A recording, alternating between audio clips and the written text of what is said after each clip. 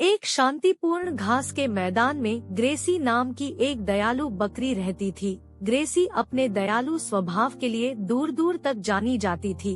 वह अक्सर भूखी गौरैयों के साथ अपना भोजन साझा करती थी और सर्दियों की कड़ाके की ठंड के दौरान बेघर खरगोशों को आश्रय देती थी। ग्रेसी की दयालुता के कार्यों ने घास के मैदान में अन्य जानवरों के दिलों को छू लिया। वे उसे अच्छाई और सहानुभूति के प्रतीक के रूप में देखते थे और किसी भी जरूरतमंद की मदद करने की उसकी इच्छा के लिए उसकी प्रशंसा की जाती थी।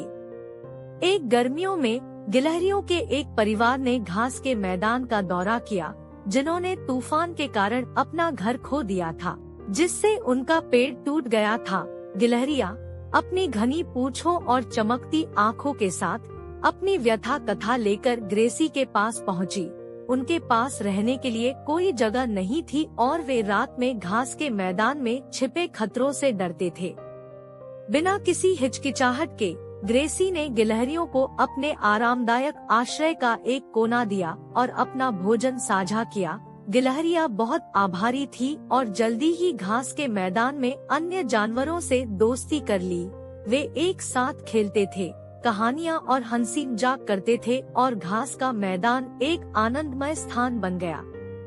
जैसे जैसे मौसम बदला, ग्रेसी की दयालुता सभी को प्रेरित करती रही। उन्होंने छोटे जानवरों को एक दूसरे को साझा करने और मदद करने, घास के मैदान में एकता और अपनेपन की भावना को बढ़ावा देने का मूल्य सिखाया। जानवरों ने सीखा कि दयालुता एक उपहार है जो दिया जाता रहता है, जिससे घास के मैदान में एक गर्मजोशी भरा और प्रेमपूर्ण समुदाय बनता है। एक दिन एक भटकता हुआ खरगोश आया जिसने घास के मैदान की दयालुता के बारे में सुना था।